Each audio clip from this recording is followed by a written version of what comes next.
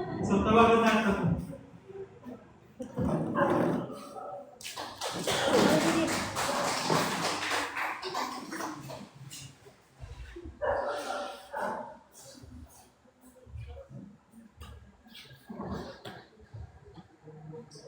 Praise the Lord. Palapagan natin ang Panginoon. Hallelujah.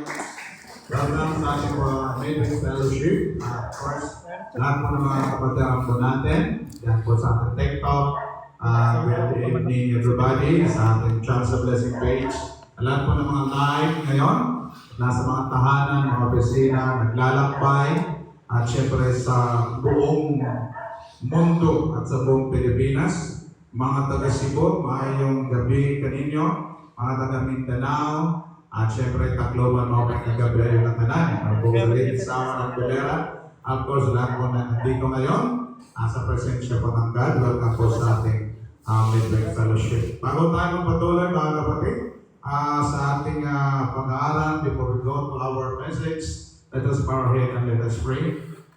Father God, thank you for your words. I ask your Holy Spirit to guide us, guide me, O God, in the mighty name of Jesus. And I pray that your mighty Holy Spirit will teach us, O God, a very reminding lessons, teaching, O Lord God, from the Holy Scriptures. O God, I pray and human your words of knowledge and word of wisdom, the word of God, and ask, O Lord God, the mighty power of the Holy Spirit. Maging Panginoon, nagiginig pa lang sila sa mga aral, sila ay makakatanggap na ng himala, makakatanggap na sila ng kagalingan, kalayaan, pagpapala, galing sa iyo, Panginoon. Lahat, Panginoon, na may mga prayer concern, prayer desire, nasa dito sa harapan, nasa simbahan, nasa hall, nasa worship center, Lord, i-bless mo ang bawat isa. And also, Lord, na nasa online, nasa tahanan, mga daanan, sila naglalakad, hindi pa nakakarating sa kanilang mga tahanan. Lord, nasa sasakyan, nasa mga pasahero, Lord, I pray for the mighty word of the Holy Spirit be upon them. I ask your Holy Spirit to guide them. Lord, as I deliver your message of God, I ask, Lord, your wisdom and knowledge, and also the revelation knowledge of the Holy Spirit manifest. And I believe, Lord, tonight, that this is the night that the Lord has made, and we will rejoice and be glad in Him.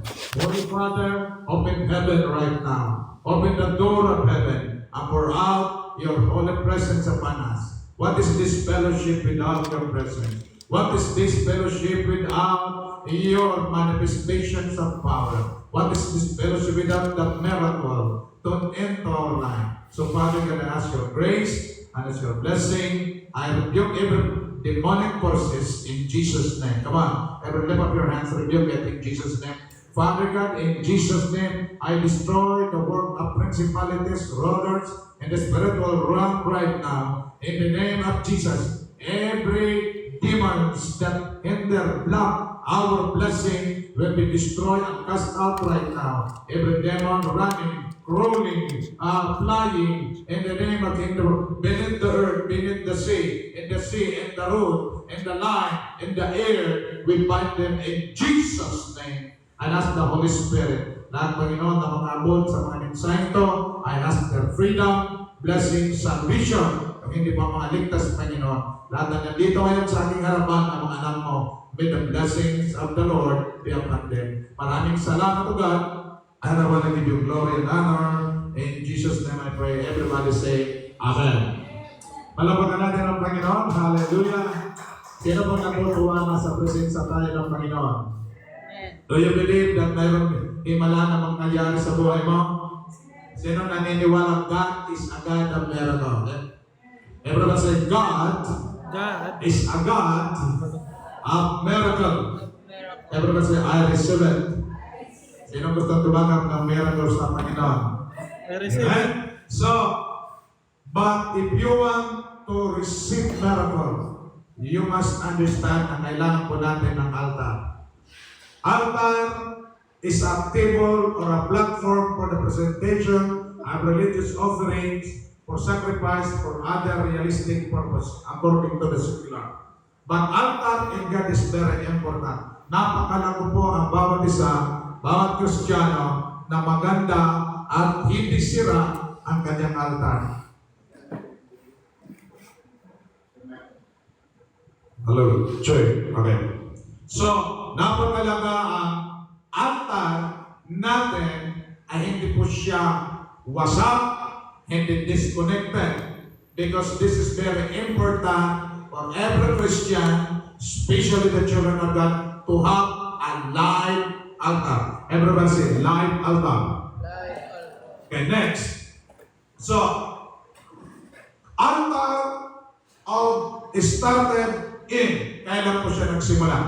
According to Genesis 4, 3, and 5, it start Cain and Abel. Nang sila po ay nakakuha ng kanilang mga blessings, abot sa kanilang mga pagpapagod, sila Cain at Abel, mga anak ni Eden, sila po ay naghain. Cain is a farmer, and Abel is a herds raiser. At tinanggap ko kay Abel hanggang kay na-reject. Bakit nga ba na-reject? Kasi wasak ang kanyang altar. Bakit wasak ang kanyang altar? Ang pangit ng ugali. Amen? Lumapit ka kay Lord, pangit ang ugali mo, your altar is destroyed. Kasi napakalaga, pag lumalapit ka sa presensya ng God, you must have a beautiful heart. Maganda puso mo. At alam naman po natin po ito, that it caused anger ni Cain kay Abel.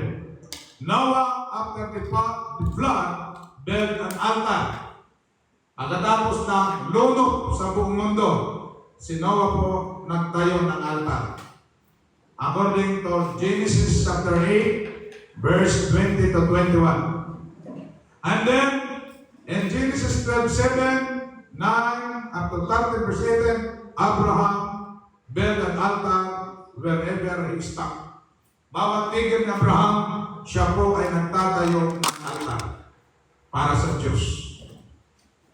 Kaysa in Genesis 26 to 24, 26 verse 24 to 25, Isaac built an altar.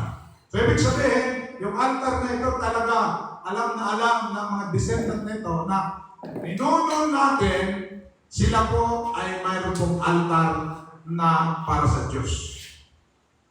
Jacob built an altar in Genesis 33, verse 19 to 20. At tinawag niya ng El Elohe Israel, meaning God is the God of Israel. May mga tawag po kanilang mga altar. Halimbawa po yung itinayo ni Abraham na altar nung ihain niya si Isaac. Tinawag niya yun niya Jehovah Jireh, because on that altar the Lord provide. So what is your altar? What is the name of your altar? Is your altar is the miraculous altar that in your altar, in our altar, sa altar, we receive miracle from God. We receive answered prayer. Like the Jacob, tinawag niya na altar na El Elohe Israel. Because on that altar, Jacob see the heaven up and down. Ang tawag doon, the gates of heaven altar. Na kung saan nakakaakyat ang presensya ng Diyos at nakakababa. Next. So, where did go, they built an altar. Huwag natin kalimutan yun. So, ibig sabihin, bawat punta, bawat alis natin, hindi natin pwede iwan ang altar natin. Because in this present time, altar is not like before. They carry the altar. Dalang-dala na nilang altar because altar in this present time is not building. Altar is our life. Everybody say, altar is our life. So in other words, ang altar ko mga kapatid, hindi po siya simbahan, hindi siya katedral, hindi siya pulpito, kung hindi mga buhay natin. Amen? So in other words, you, ourselves, must be a communication, must be a place where we worship God. Tumasamba po tayo sa ating mahal na Panginoon. Next. So what is altar? Altar, a risk platform where sacrifice offering are, is a risk area in the house of worship where people can honor God with offerings. In other words, our life is a place of offering or is a place to honor God. Kaya sa Bible po sinasabi,